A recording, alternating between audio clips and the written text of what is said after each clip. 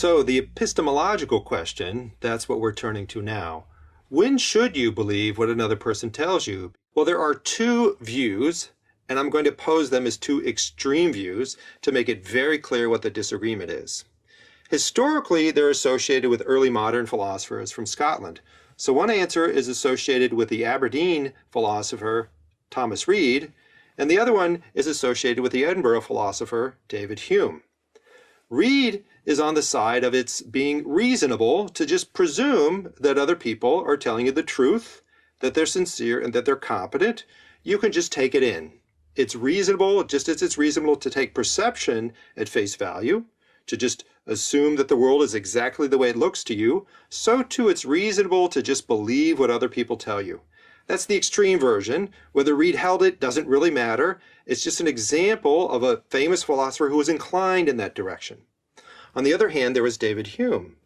David Hume is reported to have held that there's no species of reason more common, more useful, and even necessary to human life than the testimony of others.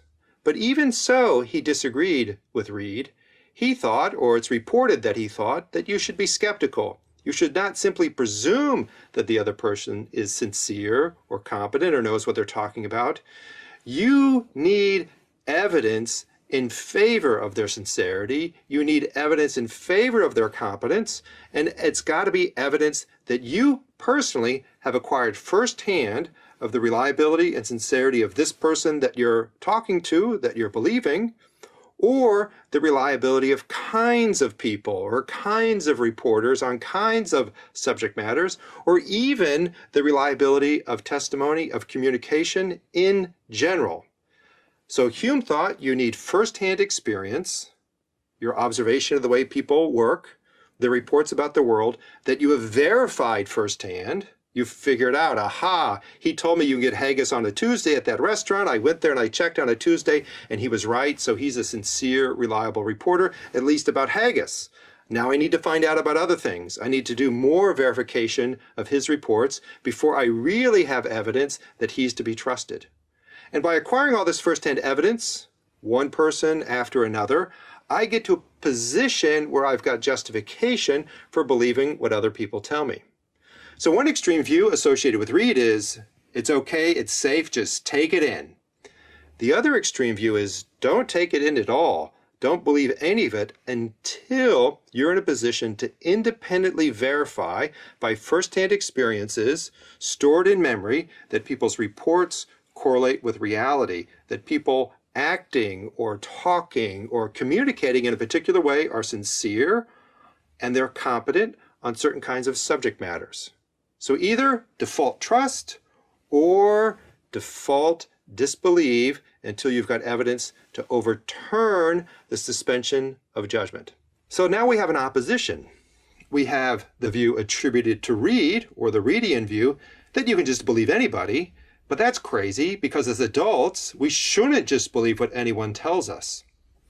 And then we've got the radical Humean view, or the view attributed to Hume, that we should never believe anyone until we've figured out firsthand that they're worthy of our trust. That view can't be right either. One view is too permissive, and the other view is too demanding. Of course, when you're in a situation like this, you know the truth must be somewhere in between. So I'm going to start arguing for a kind of compromise. And the first part of the compromise is to say what's true in both views.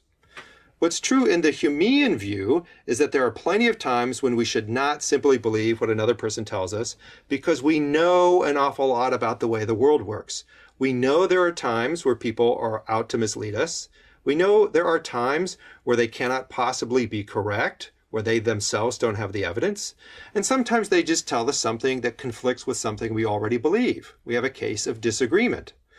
These are all cases where we should stop and think again before we believe what the other person tells us. But there's something right in Reid's position too.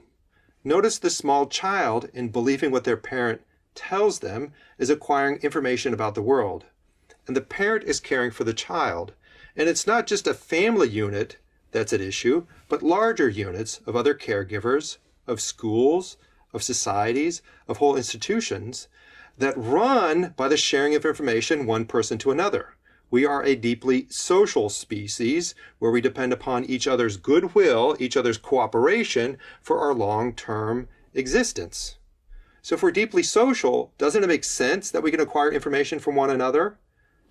And if at times we're at odds with one another, which humans certainly are, doesn't it make sense to sometimes stop and be skeptical?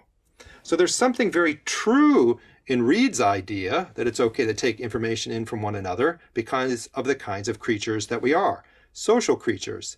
And there's also something very true in Hume's idea that we shouldn't always just believe what another person tells us because we're not simply social, but we've got our own interests, and we're also very fallible. We end up making mistakes about a number of things.